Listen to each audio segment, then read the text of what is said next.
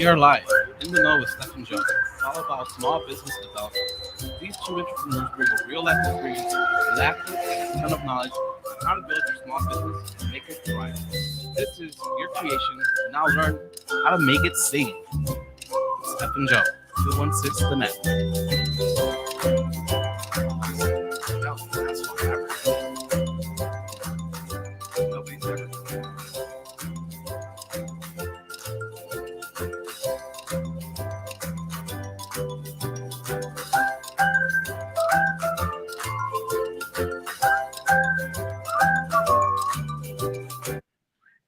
Welcome. We're here live 216 The Net with Steph and Joe. Today we're going to talk about founder stories. So please take it away. We have to at the start. We have a couple shout outs.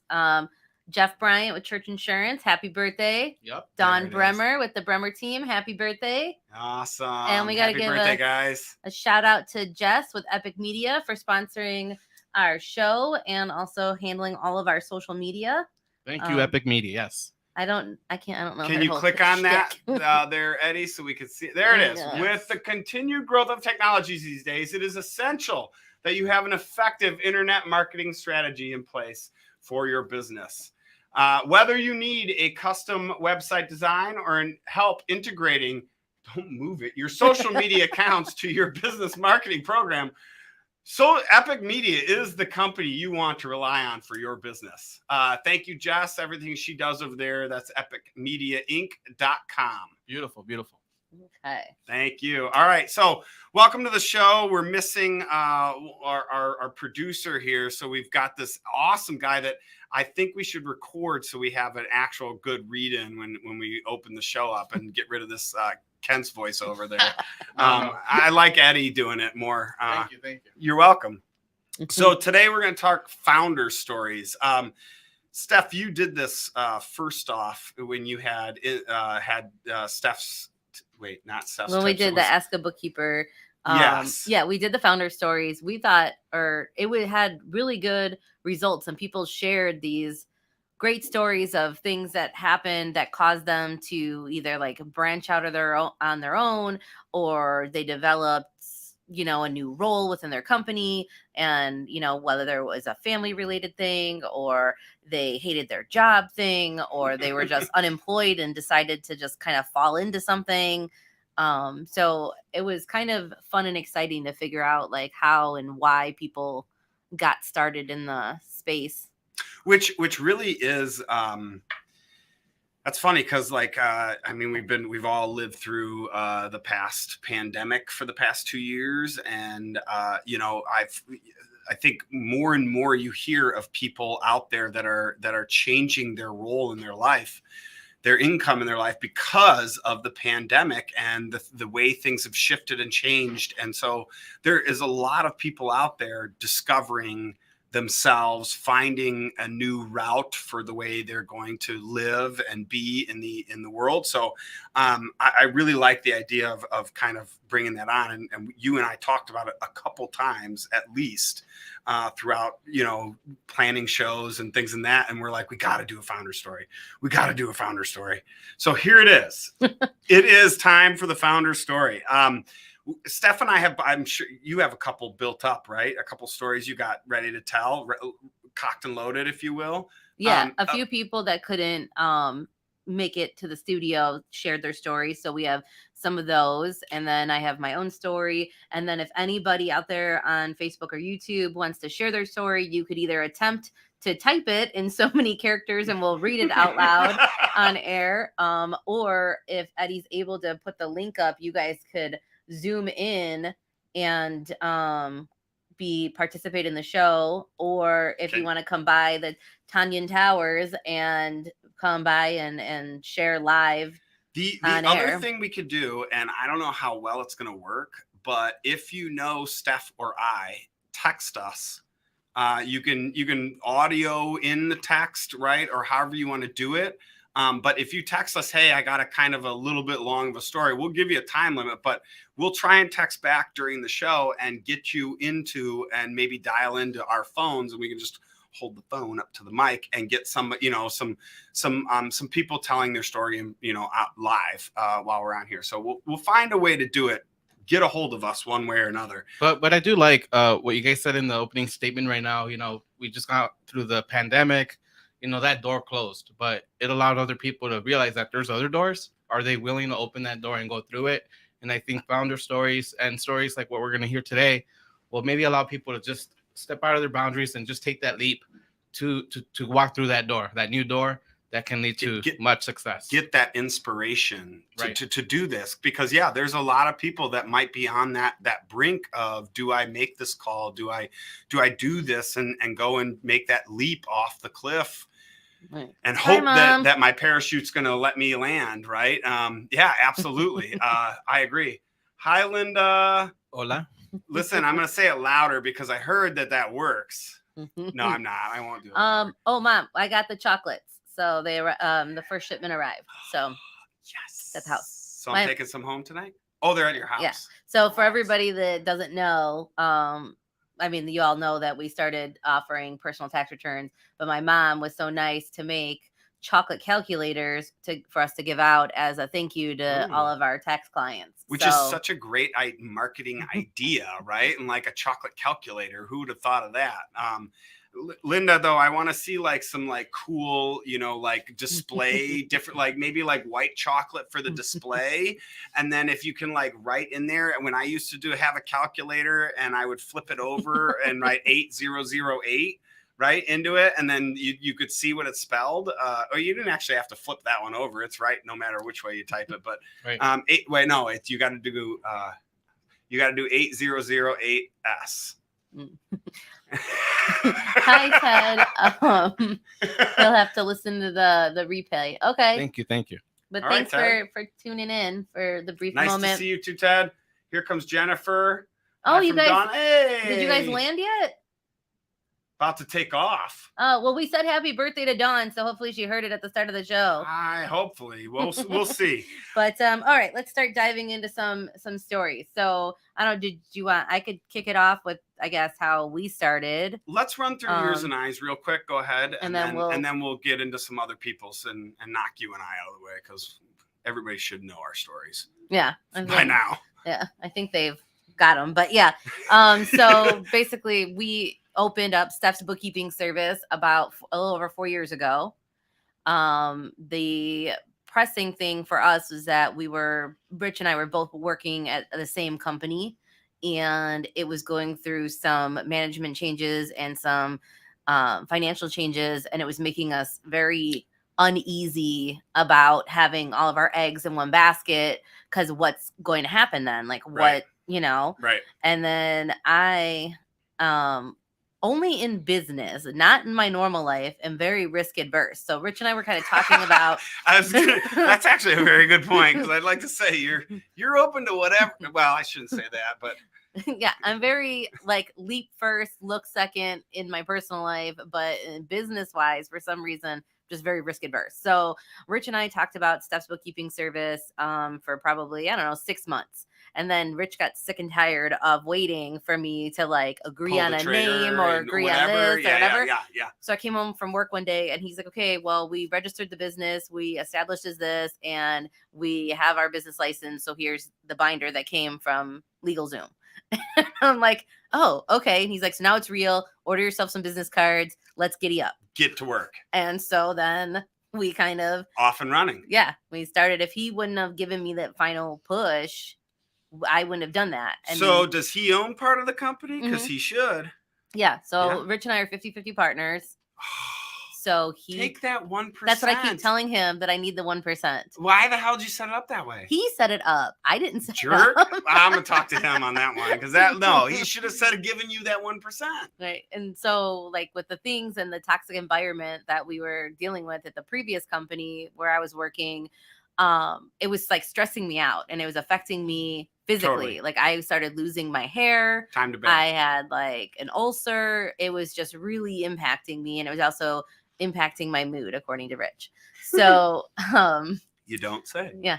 So from there, after we opened Steph's Books, we had no clue, we had no plan, no real like structure. Mm-hmm. And we just kind of, the first 6 months, we kind of flopped around like a fish out of water. And then Yep. now I feel like we're getting into the groove of it, but it was Of ownership of a business, Yeah. not just doing your work. right. Yeah. Yeah, Right. because I thought like, oh, I just have a business card and I have a phone number, and then people are just gonna call and be like, oh, I need a bookkeeper, and like I didn't realize like everything that's so involved with the networking and stuff, like we talked about a couple shows ago, and all the Mhm. stuff that you have to go into that, and then know, like, and trust, and the branding, and all these things, and I've always just sat behind a desk and process the work. Yeah, Right. so Yeah. it was an adventure. It was an adventure, but it was an adventure that I would never take back. That's awesome. Yeah. That's a great founder story. Mm. So mine is not well, it's kind of similar. Mike Campbell says hi, Yep, but he real can't quickly. Yep. stay on long because he's getting his hair cut. Good. Always gotta stay fresh, you know. I expect There to he see a goes. picture afterwards. A better look. Yeah, we want to see Look that amazing. that great picture there, Mike. You better be looking good if you're missing the show. So for us, I worked in insurance, and loved what I did. Did not love who I worked around, with and around. Right. How long were you doing insurance? What? How long did you do insurance for? 6 years. Okay. I cold walked into it, had no idea what I was doing. I was not a normal insurance broker. I was insurance agent, whatever you want to call it. I was an agent's agent or a broker's broker. So I was wholesale. So if a broker could not, or an agent, whoever that insurance person was that the client talked to, if they, and I always use the example, let's say you manufactured fireworks in a wood building in the middle of the woods with no fire hydrants and no sprinkler system. Right. And all of your employees were smokers, right? Nobody's going to insure that building, right? So you would go to an insurance agent, they wouldn't be able to place it with their carriers. Right.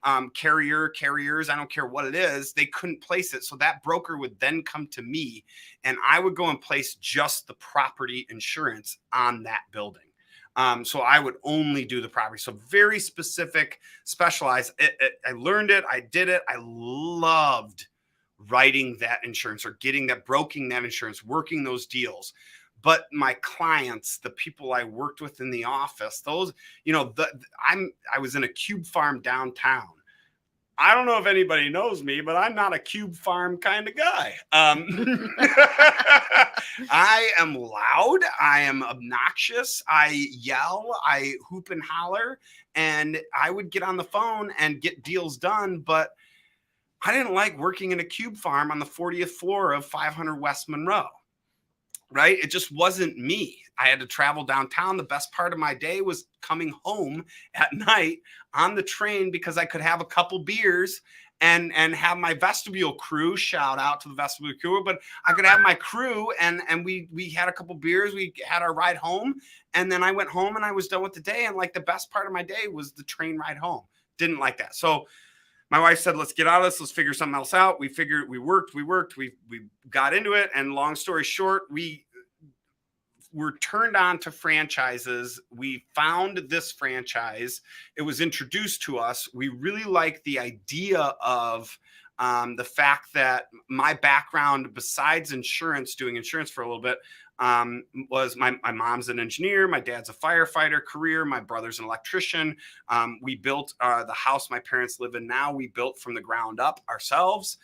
We called in friends and whatnot to help us out, but we did it all ourselves. So I know the home, the building construction very well, just from my upbringing, my childhood. So to relate, and now I have this insurance knowledge. So to take those and meld them together into doing restoration work was like a no-brainer.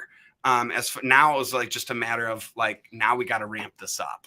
So we started in our basement garage and eventually blew up. And as soon as I got people in to do the service work and do that and was able to step out, it was like ramped up, go from there. Right. And that was the aha moment for being a business owner and being that founder of a business. It was, all right, I got to not do the work. I gotta take it off and I got to step out and be the owner of the business. Like you said, like now you're having that like, oh crap, here we are. I gotta step out from doing the service work and I gotta step into being the business owner.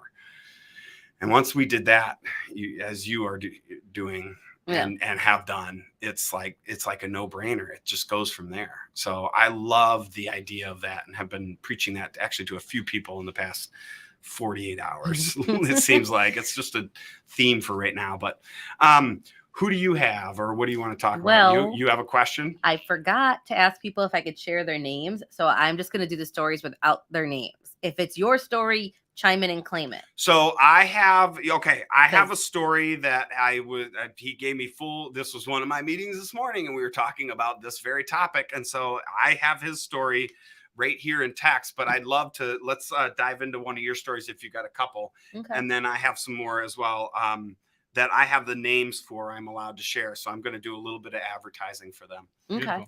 Yeah. I mean, so one of the stories that comes to mind of somebody that shared their story is that I'm sure a lot of people out there can relate that they went through a divorce, and now that they were a single parent and having to raise some children, that they wanted to find a job or a career that potentially offered them some flexibility.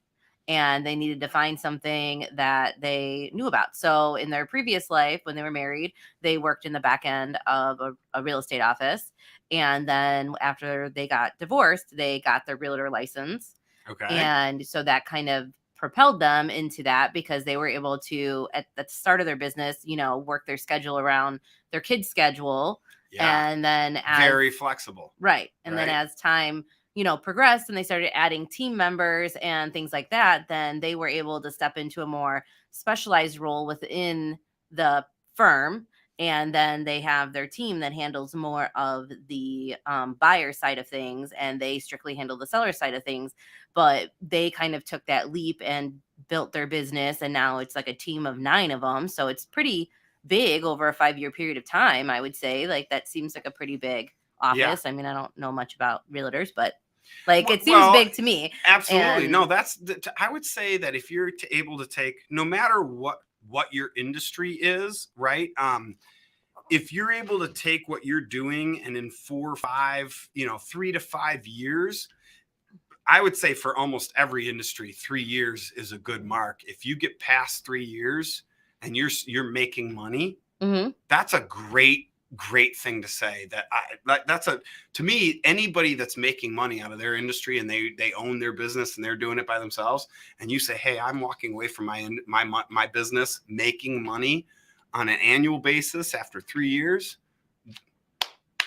Yeah. Way to go. Well, right? Usually that's the indicator if you're going to sink or swim. Those are the most crucial years, I think, the first 2-3 years. Right? That's it, right? So if you get past that and you're not only are you still alive, right? Anybody, many people could keep their business alive after 3 years, but are you successful and making money off it, right? Are you able to pay your paycheck after 3 years of, whatever? To me, that's I'm sure every industry has a little plus minus on that, but that to me is huge. If you're able to do that, you should be patting yourself on the back saying, I'm a successful business startup company, right? Especially outside of marketing that goes in or whatnot, word of mouth. Are you getting word of mouth referrals? That's how your indication of, hey, I'm doing something good. People trust me, and they want to work with someone that I can trust as well. Is my service good enough? But even from the financial side of things, usually it's that 3 to 5 year mark is going to be the telltale sign, and that's also when you're going to really start. Unless you're a startup and you do those startup programs where you have people invest early and you sell shares of the company or have the royalties on the back end, or all those different things. Even if you but usually at that 3 to 5 year mark, if you're showing profits and you want to start getting loans and capital investments and doing big jumps with your company, like getting buildings or getting, a fleet of vehicles or etc. Love that. That's really going to put you in a position to be able to start to really grow. And you've also developed and tested all of your policies and procedures by that time as well. Exactly. And with that, you're exactly right. If you're the business owner, that's like the perfect point. If you're the business owner, you're owning the business and you're taking that business to the next level each moment you can, right? You're not just doing the business and trying to just say, all right, I got to process the next job, right? You're looking to expand that business, reinvest, take those profits, right? Do this and that with that structure, that machine, and expand that machine, right? And if you're doing that, you're a business owner. You're not a business operator. You're not operating in your business. You're operating on your business, right? Gotta And feed the hopper. that's huge. What? Feed the hopper. Feed the hopper. I mean, that's first and foremost. All right, you want me to go through one? Sure. But real quickly before we continue, if you're just chiming in, Restoration One, water, fire, mold, how do they get a hold of you, Scott? 847-264-4664. Do not call me. We are 24/7. We do free estimates. We love if anybody has anything that needs information. They need information. They need knowledge. They just want to know what is going on and why their little corner of their room is so dirty or disgusting or moldy or poopy, or I don't care what it is. If it's gross, we'll come and take a look at it and tell you what's going on, how we can make it work, things like that. Steph's Bookkeeping Services, LLC, and then now taxes as well. How do they get a hold of you? There it is. 847-942-3004, or they could go on our pricing calculator at stephsbooks.com. We also have our tax pricing up there and live as well. And then, yeah. Beautiful. Sorry, mine went longer than yours. My commercial is better than yours. All right, let me go through this one. So this is Chris Wozni. He gave me this, but what his company is called Alps Home Inspections. So let me read through this. So Alps was started about 2 years ago. Shane Cook and him have been roughly 48 years combined in as engineers in the Navy, and inspected for equipment operations and safety were their main jobs. So they were based out of Libertyville and served Lake County and North Cook. That's where they do the home inspecting. Yeah. Sorry, when I read, I yell. I don't know. You're fine. So I'm reading. You turn my mic down a little bit. So they work with all families. Hang on, now you made me skip ahead. Hang on. They're based out of Libertyville. They service Lake County and Northern Cook. They are also licensed in Wisconsin and will go all the way out to Lake Geneva. So they basically handle a good area. Is he there? No. Oh, Shane. Hey, JT. Oh, Shannon. Hi, Shannon. Hello, Shannon. So they believe everyone should inspect before you invest, not only to protect your investment, but more importantly, the safety of your family. They will work with all families, especially military and veterans. They do drone inspections for roofs, so they can definitely, whether weather permits or not, they can get some kind of look at your house.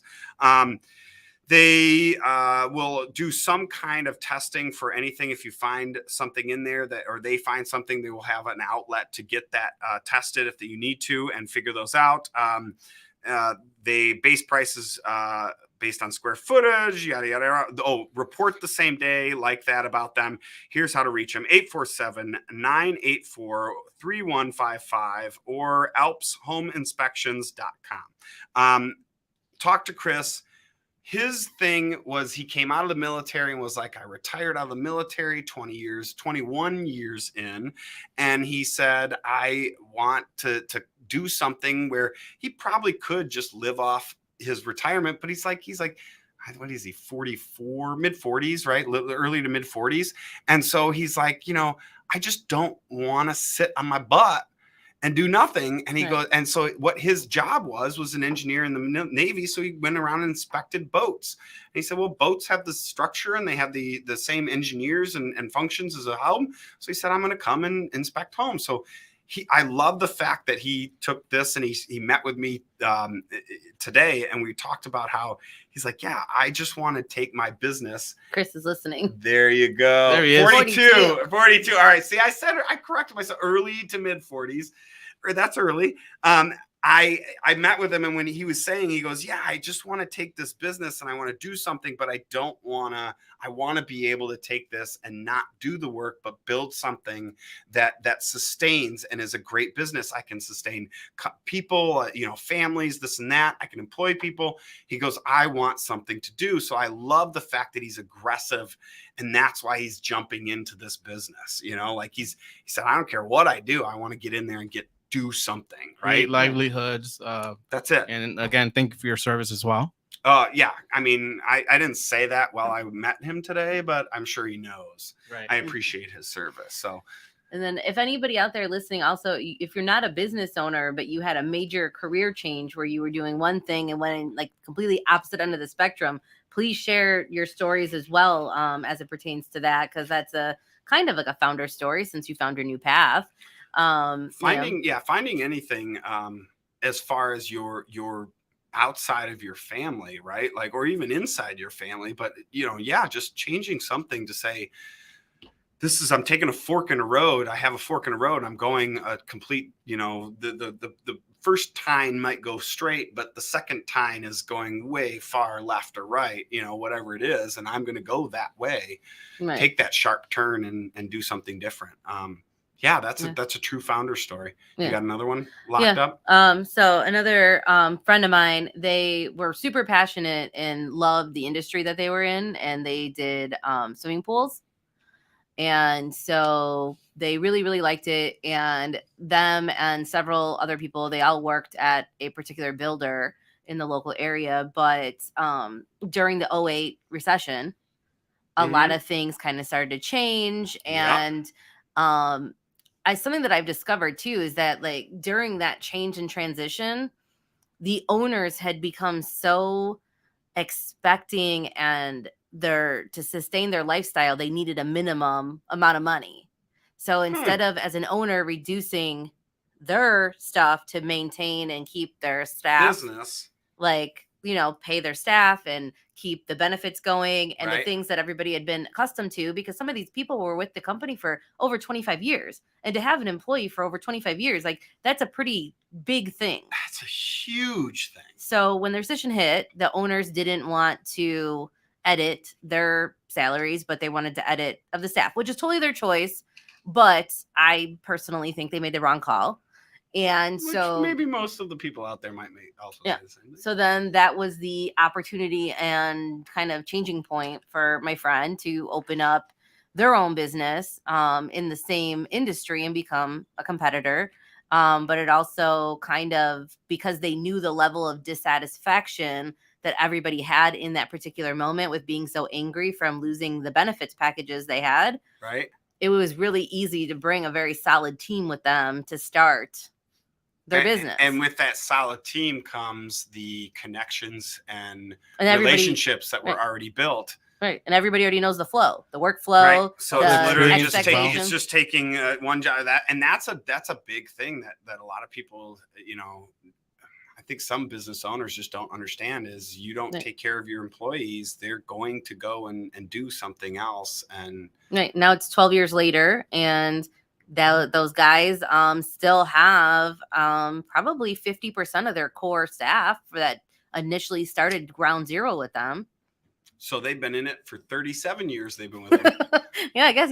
These guys have worked together for quite a while. They've seen everybody's kids grow up. Some people are now grandparents and seen kids go off to college. See, that's what I hope and all for. Of that. That's what I hope for, is to see, like my employees' kids have kids and be able to say, oh, we were part of that entire upbringing of all of everybody we're all being supported by this creation that my wife and I were like, oh, we just want to do something different. Well, because now some of their kids work for the pool company too.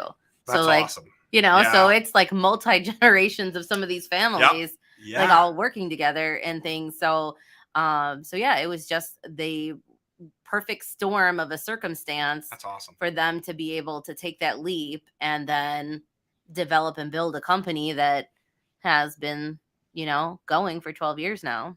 That's awesome. That's so cool. I like that. All right.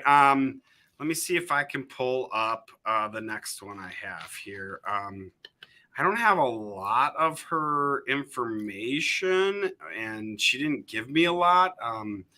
But so she is a gal. She's a gal that she runs a travel company, and so she's been doing it her whole life, for years and years and years and years. But it's interesting because, like, founder stories aren't always great.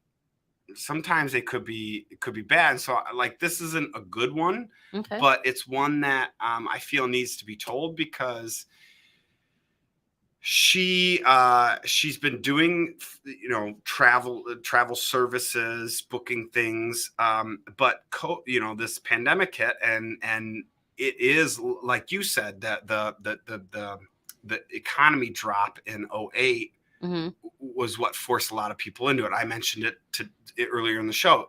The pandemic has forced a lot of people to say, what do I do differently? Or what do I got to do to change? Some people can't change. And so that's where, like, I maybe she's having a founder story now, and like it might be a great story in the future. I'm hoping. So I want to shout her out and like just say, like, anybody that can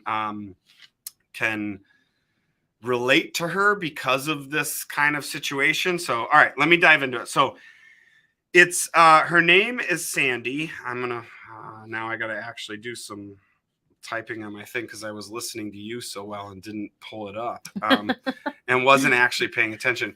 Sandy is with SW Travel. She has been with a travel agency or some kind of travel agency for a long time. She takes care of her clients so well, but she's kind of, she's ingrained in the some of the older traditions. And so when the pandemic hit, the the web and the advertising, the marketing that you got to do really flipped on her head. And so I'd like to shout her out, saying that she is, based out of Crystal Lake. She does awesome work, but she has this lack of business now that everybody stopped, that she's like thinking, what do I do next? Right. So like, it's kind of a pre-founder story. I don't know how to explain it. I don't know what to say about it. I don't know. I don't want to have dead air, but I want to keep her. She's going to have to, because of the internet and all of the other travel sites and all of that, what's going to differentiate her from like a Kayak or an Expedia is that you're going to have that personal, real person touch. You have your point of contact. Yes, her pricing might be very similar, if not the same, than what you get on Expedia. But I don't know if anybody else has traveled when they've booked through third-party apps like that, and then there's a problem, like at 1:00 in the morning, and the car rental place doesn't have your car that you already paid for. This happened to you? I don't know, but I'm just saying it could have. Sounds like a true story. And then you try and call, and they're like, oh, well, you booked your reservation for 1 p.m. and not 1 a.m., and you're 12 hours late picking up your car. So according to the contract, they're not legally obligated to hold the car for you for 12 hours, even though you paid in full, but they're not obligated to hold it. But so, but having that person, that specific dedicated person to you that looked me in my eyes when I booked my trip and knew the importance of the trip, that's where her business is going to come into play. Absolutely. And that's where I think I just want to shout out again, Sandy with SW Travel. She's awesome. Go see her. She'll help you out. But yeah, I mean, she the industry has struggled. And so I want to make sure that even though we are talking about those that have founded their business, finding something is just anybody can do. And right now, some industries need to be founded again. Yeah. Funded.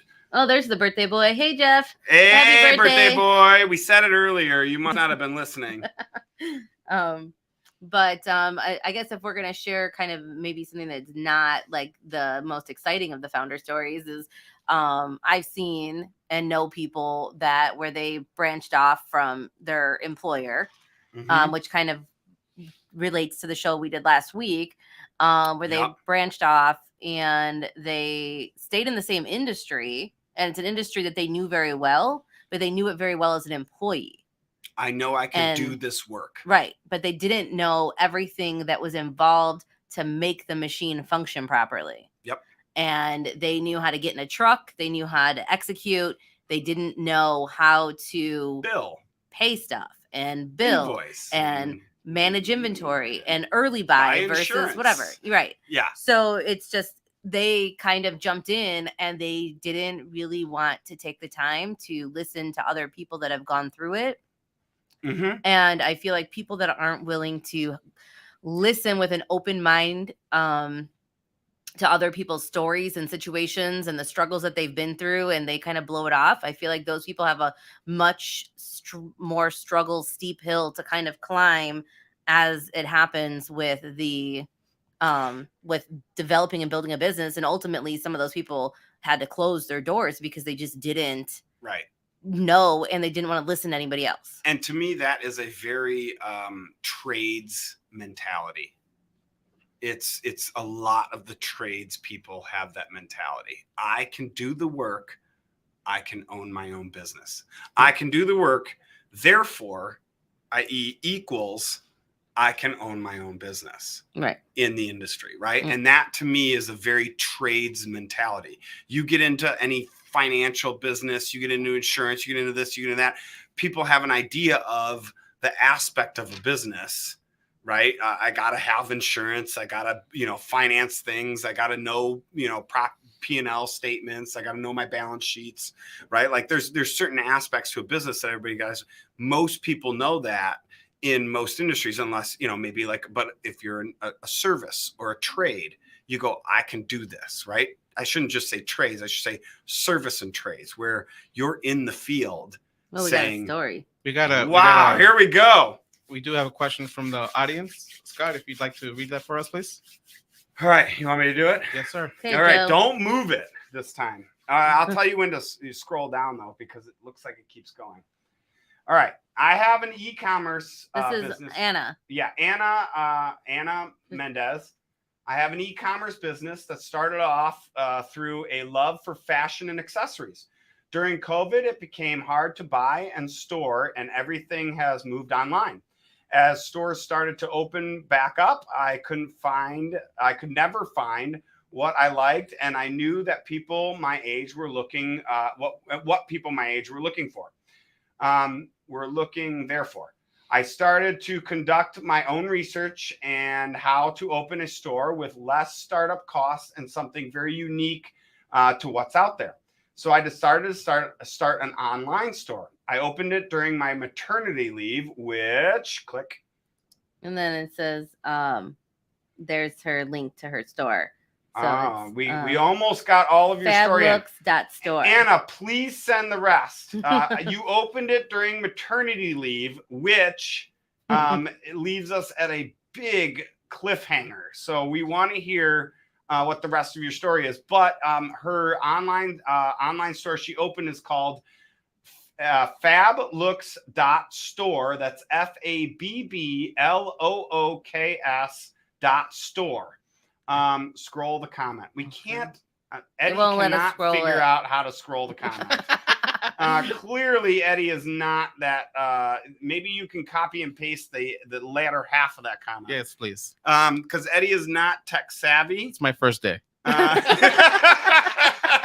First day as producer, so we're having trouble with that. Can you scroll the comment there on yours? Mm-mm. No. No. All right. We're I just think it not has allowed- like so many characters kind of thing. But I mean, that would be interesting because as a mom, you're a dad, but could you imagine? Yes, thank you. I appreciate you pointing that out. Could you imagine like having a fresh newborn in the house and you're on paternity leave or maternity leave and you're deciding to start up a business and you have to build a website, build your inventory, take all those pictures that it takes to put for those fashion Change sites. diapers. I mean, I Right, was gonna and- say, and like, take care of a baby. Anna was literally probably like storing all of her new cute accessories right next to the boxes of 3-month to 6-month clothes.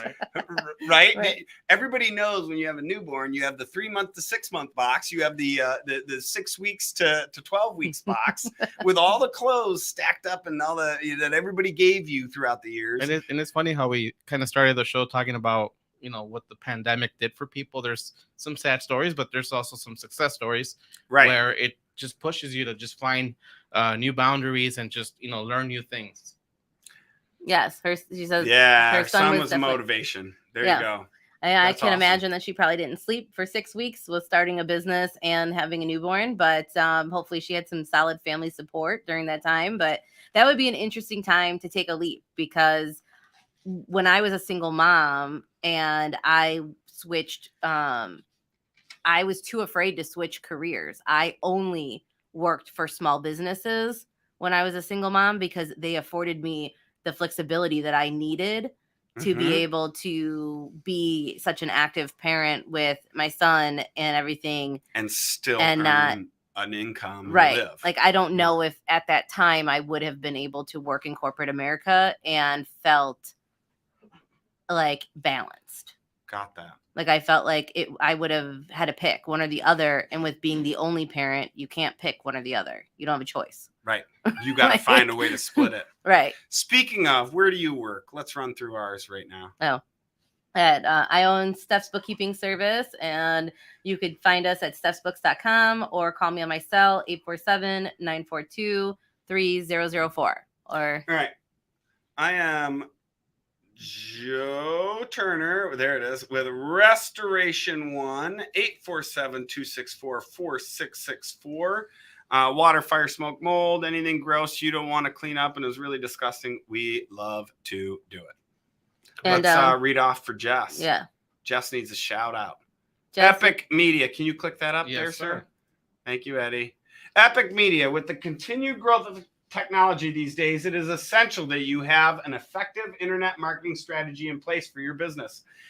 Epic Media, whether you need a custom website design or help integrating your social media accounts to your business market program, they are the company you want to rely on for your business. EpicMediaInc.com. Head over there, check Jess out. She's awesome. Thank you, Jess, for your support. Yep, appreciate it, Jess. And so I guess another story that I have in my list here, In your hopper? is In the hopper. so Lynn said that I could share her story. So Lynn, she was a Awesome. guest on our show last week. So in case you missed that, she worked in corporate America for like 30 years, close to 30 years.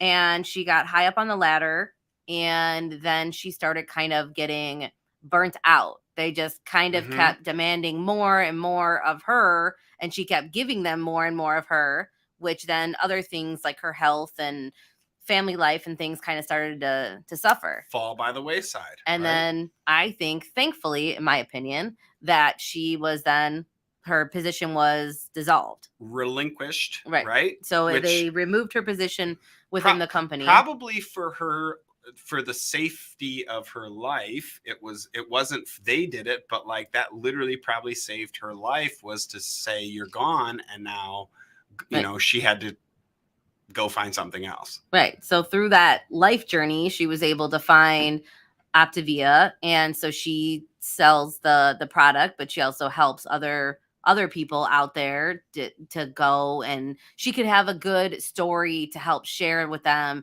to relate, to be on the same side of the table. Like, I don't have time to go and do meal prep, but I can have this Optavia bar for a snack versus going to McDonald's and Right. such and such thing, which ultimately helped her lose some weight. She's been able to maintain that weight loss, which then has also helped her medically because Right. of her numbers and stats that were coming through. And now she is building a team, and she stands behind that company and their product. And I don't know if you've seen the stats or numbers that she shared last week, but like, it's grown, and now they're I in know. like real business magazines. Like, I've never really seen an MLM kind of company Right. in real business magazines and playing with like the big dogs. So says something about it's that. interesting because that's the thing is a lot of people relate a typical, MLM or what you would quote unquote call it like a pyramid scheme, but I don't want to call it that because they have a solid product. They have a great business plan. So she can take that. She has taken that. She's working it. She's doing it.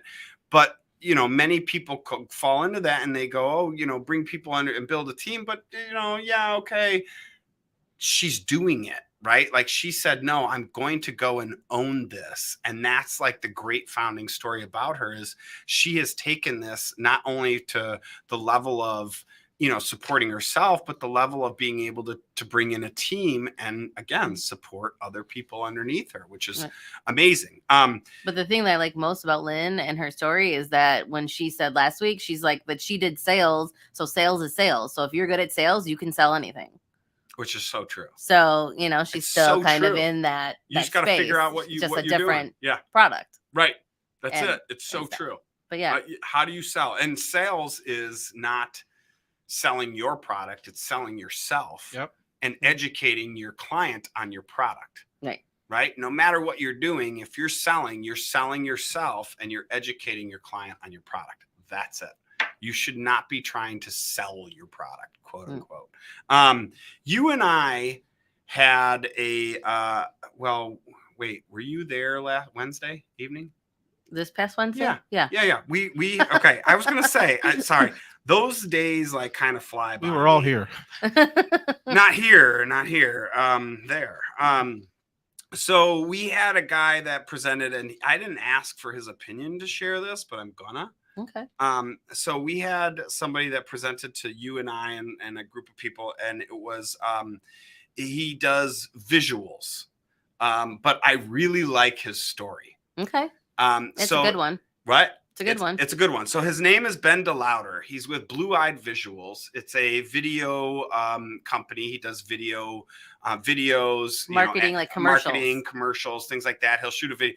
It really doesn't even need to be a commercial. I mean, it could be any kind of video, right? That you need, whether it be for your social media, whatever. An instructional video. It even could be to teach your guys how your employees how to do something, a certain task or whatever. So anything visual, audio, or anything video oriented, he can help you with. But he told a story because he came. I sat down with him, had a great conversation, and he was like, "Yeah, I came out of high school early." He got through high school early. He graduated and he's like, I want to do something. I don't want to be a slouch. I want to go out there. So he started his company. I don't want to mess up any of the facts because I've got so much running through in my head. I don't want to mess up the facts, but what I can say is he is 24. Yep. He's owned his company for a few years, whatever it may be.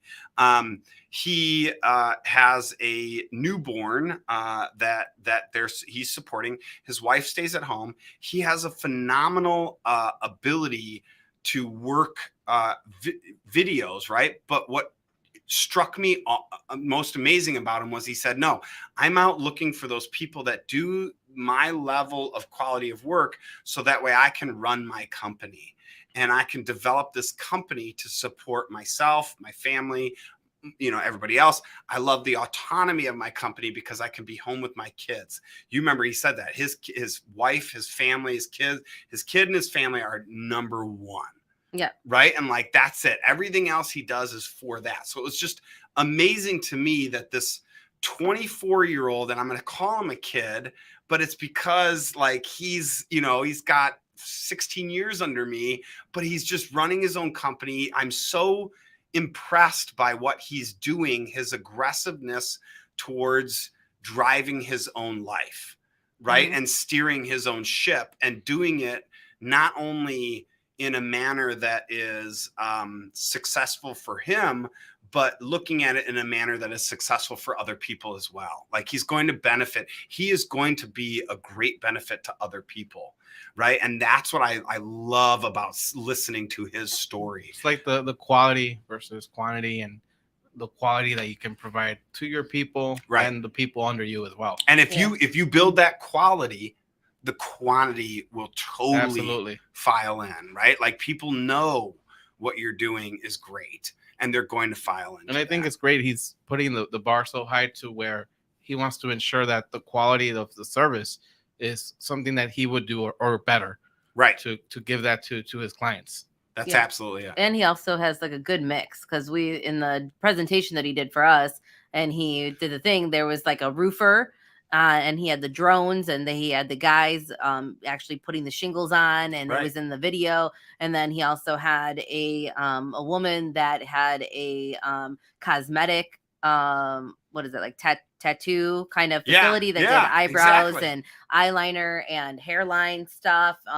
So it's a wide variety, and he's able to, like, if you've ever done a one-on-one with him and sat down with him, he really asks like very interesting questions. Out of anybody I've ever done a one-on-one with, like, and sat down with another business owner and got to know them, his questions have always been, like, I think the most unique. So let's shout him out again. Ben DeLauder, that's with Blue Eyed Visuals. Ben, if you're not listening, bro, let's get you on the show. Come on, we're bringing you. Yeah, if you're not listening, you're not coming on the show. If you're listening, then we'll let you on the show. No, really appreciate that, dude. So good guy. I love him. I'm so excited to see where he goes and takes his company, because that's going to be an awesome one. So that was my last one I had. Do you have any more? Oh, I met with Michelle Mintz with Clean Bee Carpet Cleaning and Upholstery yesterday for lunch, and she was talking about when her and her husband Dave had started up with their carpet cleaning business. Yep. And I think it was after their second set of twins. Let's repeat that, because I've had when I listened to her, it was second set of twins, and people said, "What? Wait, ready?" Yes, second set of twins. Yes, and that she had. Wow. Also during a period of time where so her husband works in an industry where there's sometimes periodic layoffs. Yep. And so he was kind of in that position where and they were kind of nervous. So he really and I guess I found out too that I didn't know, but he used to do personal training. I mean, it makes sense like looking at him, but like I'm just saying, like, I didn't know that about him, that he also got paid to do that. Really? Yeah. Right? Fun. So but anyways, we'll have to do like a fun fact, like what were your past jobs? Because that just like triggered a topic for me. Like, what were your past jobs that you've done? Oh gosh, yeah, that's like a whole variety pack. That's what I'm saying. Like, I got a good variety in my tool belt. We'll have to do that one day. All right, go ahead. So she, so they were kind of trying to figure out what to do. So they ultimately decided that they were going to open up the carpet cleaning business. So Dave went and learned and went to training and learned, figured out everything, figured out ways to differentiate them from other businesses that were in the same industry. Correct. And they're surprisingly not a franchise. They're an independent company. Mm-hmm. And so they kind of did that. And now since then they've gone from just being carpet cleaning to then specializing in rugs and like antique rugs. And they're Oriental able to repair rugs, them. Yep. They repair, all and then damages. Now they do grout and bathtub cleaning. Yep. And then soon to be added is countertops, and they're going to be like refinishing and stuff for granite countertops. So they're kind of, moving along and ever expanding, and they're 19 years in now. 17 to 19. Yeah. It's 17 to 19. Michelle. Hey, Josh. Appreciate that. Michelle's she's on her way somewhere. So I know she's driving. Never mind, Michelle. Should be listening. No. But yeah, it's so they started it kind of out of necessity, like that they were afraid, and what were they going to do, and how much, I don't, how much it costs to have 4 kids in daycare, that can't be cheap. That's at least a mortgage payment. Especially when you're sending them in sets of 2. Right. So, they whatever had their price is on the front ballot, you just times it by 2. Because wait, Michelle, did you ever get a 2-for-1 discount when you're sending your kids to preschool? Like, that's what I would ask for. Yeah, right. Yeah. But it's just, so they kind of created out of necessity. They developed, they made a company that they were able to kind of tag team where the kids were with family or while they grew and developed their business. I have to say, so you didn't mention Dave's job prior. I say right now prior to when they started the company. However, Dave is still working for that company. Yeah. Mm-hmm. And so I'm not going to say it, but Dave is still working for that company. And I always have to shout it out to him. And just give a call out, because while I may have done an 18-hour day or a 20-hour day here or there because we got calls or we got rains or whatever, and I'm running all day, all night, and getting up at 6 a.m. after being out till midnight or 2 a.m. or whatever. I did that for like a week or two when the storms hit, right? That was what I did to maintain my company for a couple weeks. Dave is still working the late night shift and running their carpet company. Mm-hmm. Right? Like, no, that's where I say, they founded a company. Not only did they founded a company, but then they one-upped all of us that are listening that founded our own company, because Dave maintained his job and started a company. So like, Dave is the one-upper of all of us that, that are listening. Anybody listening, I don't care what you're doing, unless you can shout us out and say that you're one-upping Dave. He, to me, is the top echelon. I said hi to Let's get Dave on the show. What? Let's get Dave on. Michelle's listen, Michelle's been on. I would love to get Dave on, but Dave's not a talker. I mean, he won't tell it to you to your face. You have to talk to Michelle. Michelle will tell you every detail, which I love. And so. But I just can't. I'm just so infatuated with how hard he works for his family, for his life, for the people around him. Like, he truly is. So in the last 4 minutes, I have a question. All right. So, what is one thing that you felt like when you opened up when you and Carrie opened up Restoration One? What was one thing that you really wanted to drive home that you guys were going to use to differentiate yourselves, whether it be with clients or it be with your staff, comparatively to your previous lives of working? Like, what makes this different from working for, like, being a W-2? No, like, what were you going to do differently? So it's the same kind of thing. Like, how like your parents raised you, Mm-hmm. and you took a lot of their core values and things that they instilled in you. Mm-hmm. And then you and Carrie kind of tweaked those things and combined the stuff that, how Carrie brought to the table and you brought to the table, things you liked, didn't like, and now you have your girls. Mm-hmm. So what's something that you guys were kind of adamant or particular about, that when Sue became a business owner, this is what I'm going to do differently? Yes. Take care of our employees. Yes. You think, in what way? Like, in like a financial way, or like emotional way, or whatever way it needs to be? What does that employee need? Mm-hmm. Right. Hey, we got the rest of the story, by the way. Oh, here it comes. Thank you, Anna. It says, it left off on which, right? Yeah. Right. Which I opened it during my maternity leave, which was a struggle of its own, but months of hard work today. I'm consecutively selling 20 plus products a month and will continue to grow. My main goal is to create this as a business my family can live off, and I love it. I love that. Any advice? Yes. So, Anna, we have so much advice. So what I want you to do. Where is your home base located out of? Or what city are you? Yeah. Or country Anna, are we you need in? more information. Can we give her something she can contact us at? Yeah. I mean, the side. Yeah. Can you, she Eddie, can you? I mean, you could call my cell phone at 847. Oh God, here we go again. The cell phone. 847-942-3004. If you're local to the area, we would totally bring love you on. to have you on our show. You're gonna be a and guest. get your business out there. I'm sure. Who are you looking to meet? Like, who do you need to help you with your bid? Do you need insurance? We got people. Anna, let's sit down and talk with her and set up a show that we can. Because I think that we can absolutely give some advice, of course, but it really is a matter of what's her background. What does she need support with? How do you know? There are a lot that we can do with this and get you off and running, or at least help you out in a direction to run. So let's get in contact off to the side and then go from there. What you asked me a question. What's your response to that question? Something that I want to do different. Mm-hmm. Because you got about. I guess I differently. 10 seconds. I don't know. I guess differently. Like once it got to because when I initially opened up Steph's Bookkeeping, I was unsure if I was going to have a staff or not, and I thought that maybe I was just going to be a one-woman show and kind of run it from there. So you just want to support your you just wanted to get the business for yourself and provide for yourself and make it and just do what you need to do to get you some income. Yeah.